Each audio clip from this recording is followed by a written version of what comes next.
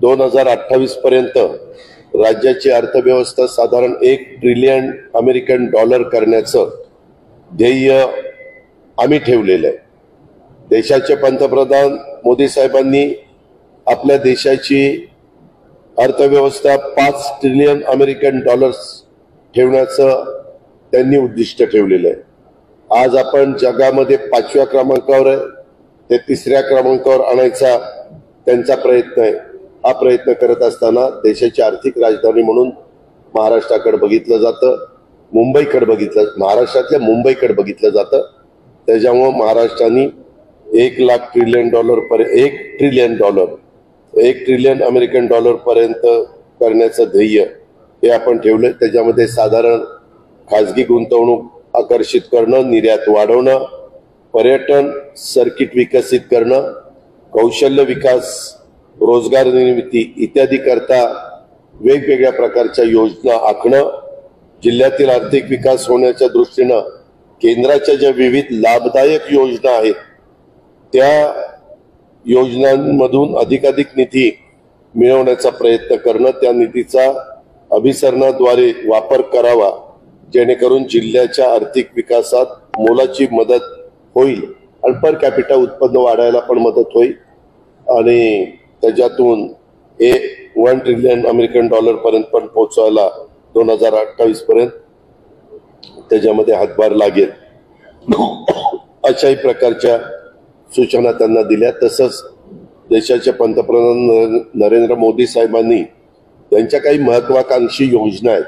तुम्ही आता बघता जाहिरात रूपाने वेगवेगळ्या ठिकाणी गाड्या सोडलेल्या आहेत, प्रत्येक गाडी त्या गावामध्ये जाते, साधारण ती ऍडव्हर्टाइज करते की कुठल्या योजना आहेत, काय आहेत, लोकांना कळण्याच्या करता महाराष्ट्राच्या आणि केंद्राच्या त्या योजना नीती आयोगामार्फत संनियंत्रण करण्यात येत आहेत आणि त्याच्यात केंद्र शासनाच्या योजनांची आम्ही यादी पण त्यांना दिलेली आहे आणि ती अधिकची माहिती देऊन त्यांना मी असं सांगितलेलं आहे की ज्यावेळेस देश पातळीवर प्रत्येक राज्याचा आढावा पंतप्रधान घेतात त्यावेळेस आपलं महाराष्ट्र हे वरच्या क्रमांकावर या सगळ्या योजना राबवण्याच्या बाबतीमध्ये आहे हे त्यांना दिसलं पाहिजे, अशा पद्धतीने त्यांच्या लक्षात आलं पाहिजे, अशा पद्धतीनं पण आणि त्याच्यामुळं प्रभावीपणे अंमलबजावणी सगळ्या आमच्या शासनाच्या टीमनं केली पाहिजे त्या जिल्ह्यात आणि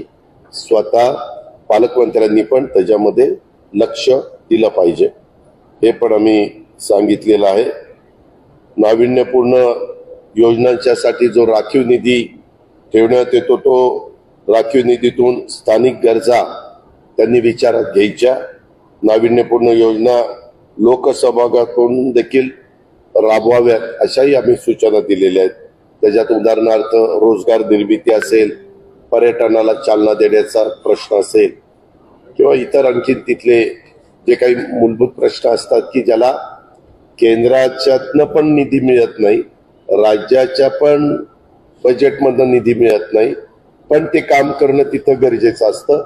अशा वेळेस हा नाविन्यपूर्णचा निधी तिथं मदतीला उपयोगी येऊ शकतो म्हणून त्याही गोष्टी मी त्यांना करायला सांगितलेल्या आहे। अशा प्रकारे आमच्या या 4 दिवसाच्या या सगळ्या बैठका पुणे जिल्हा अपवाद वगळता सगळ्या झालेल्या आहेत। एकच राहिलं, आकांक्षित जिल्हे आणि आकांक्षित तालुके यांना पण आम्ही काही सूचना केलेल्या आहेत। ते फारच माग आहेत म्हणून त्यांना आम्ही ॲडिशनलचा निधी देतो।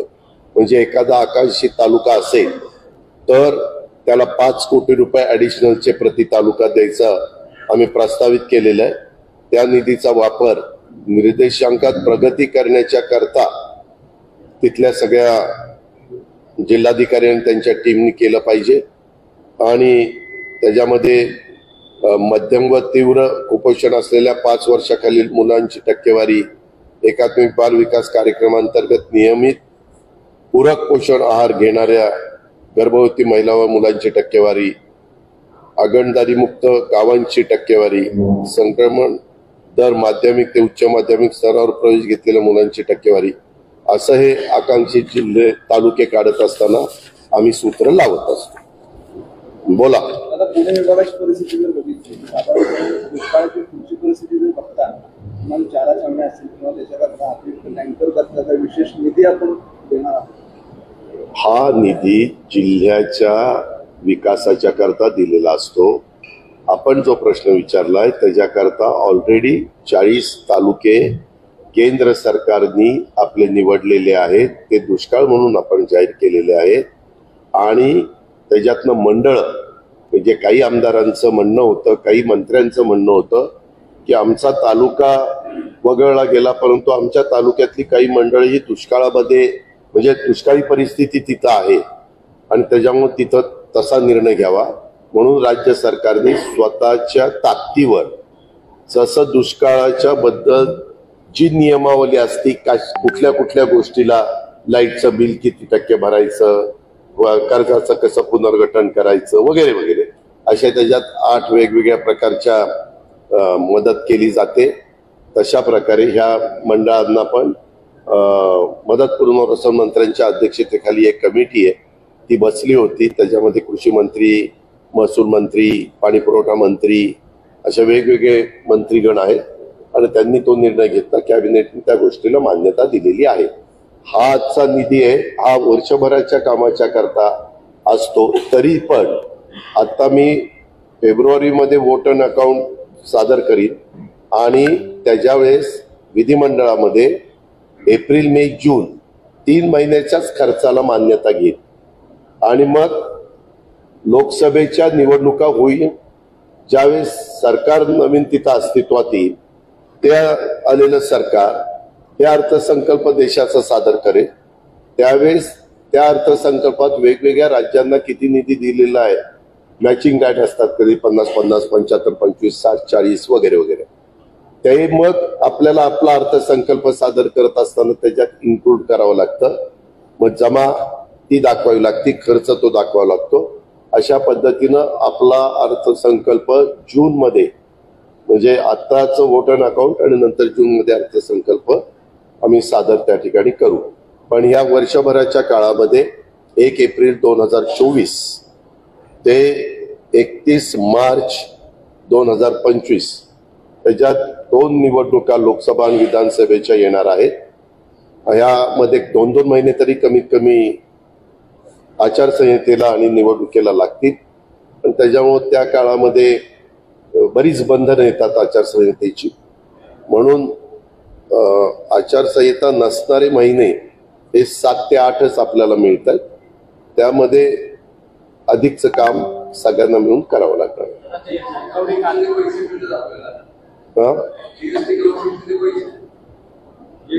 कोणीतरी एकाने विचारलं, त्याचं स्टेटस आता आपल्याला पैसे मिळण्याचा काळ संपलेला आहे. त्यांनी ज्यावेळेस जीएसटी आणलेलं होतं त्यावेळेस 5 वर्षाच्या करता ती गॅप भरून द्यायचं त्यांनी ठरवलेलं होतं. आम्ही जीएसटी काउन्सिलला अशी मागणी केली सगळ्यांनी की बाबा कोरोनाचे 2 वर्ष मध्ये गेली तर ती धरू नये, त्याच्यापेक्षा 5च्या ऐवजी 7 वर्ष वाढवावं. पण त्यांनी सांगितलं की असं आपल्याला वाढवता येणार नाही, आम्ही तुमच्या प्रत्येक वर्षीचे पैसे देत आलेलो आहे. आपली रक्कम आता फार थोडी 5-6 हजार कोटी रुपये राहिलेली आहे, ती पण आपल्याला त्या ठिकाणी मिळेल आणि जीएसटीचे पैसे मिळण्याचं राज्यातल्या देशातल्या बहुतेक सगळ्या राज्यांचं ते आता थांबेल.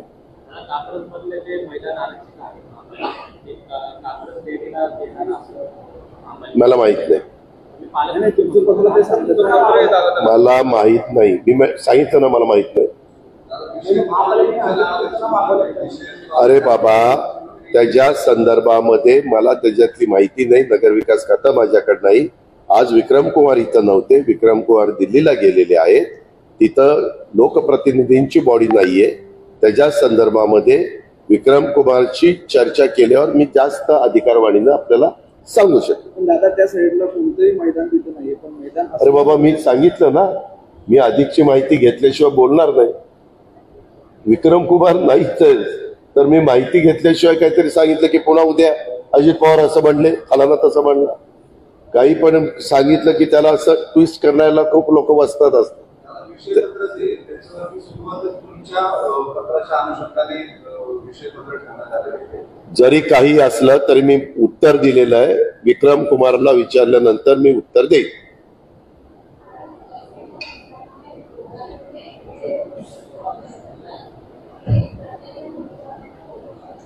आपला मला काही आवाज येत नाही.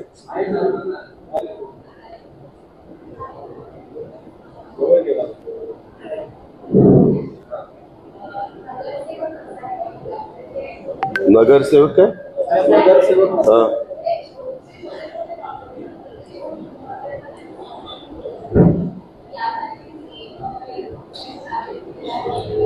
असं काही आदेश दिलेले नाही.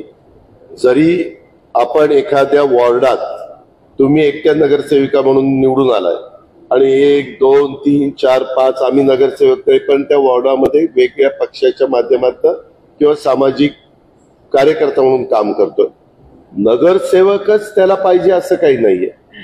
कितीतरी असे तुम्हालाही माहिती आहे, मलाही माहिती आहे की पुण्यामध्ये अशा NGOs, असे कार्यकर्ते, अशा संघटना इतक्या आहेत की ते स्वतः जाऊन शिष्टमंडळाच्या रूपाने किंवा अधिकाऱ्यांशी व्यवस्थितपणे बाबा ही आमची अडचण आहे ती त्या ठिकाणी सांगू शकतात आणि ते सोडू शकतात. अधिकाऱ्यांना पण त्यांचं ऑफिस टायमिंग मध्ये जे नागरिक येतात त्यांना तर भेटणं त्यांचं कामच आहे. आणि ज्याला पुढं नगरसेवक व्हायचंय तोही प्रयत्न करतच असतो की लोकांचे प्रश्न घेऊन जाणं, ते सोडवण्याचा प्रयत्न करणं.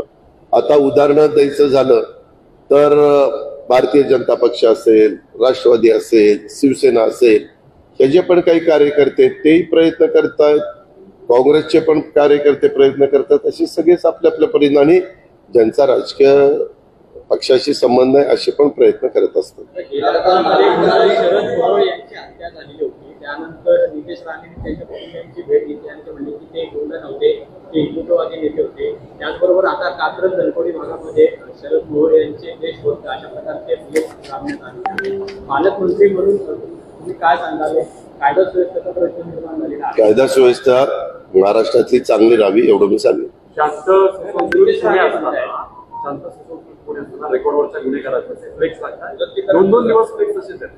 शरद पवार देशभक्त होता असा मजकूर आहे. मी आज सकाळी लवकर येणार होतो, माझे सकाळपासून कार्यक्रम होते, परंतु उद्या देशाचे पंतप्रधान मोदी साहेब हे सकाळी नाशिकला येत आहेत. नाशिकमध्ये दुपारपर्यंत आहेत. दुपारनं ते नव्या मुंबईच्या परिसरामध्ये नावाशावा शिवडी ब्रिज वगैरे असे कार्यक्रम घेतलेले.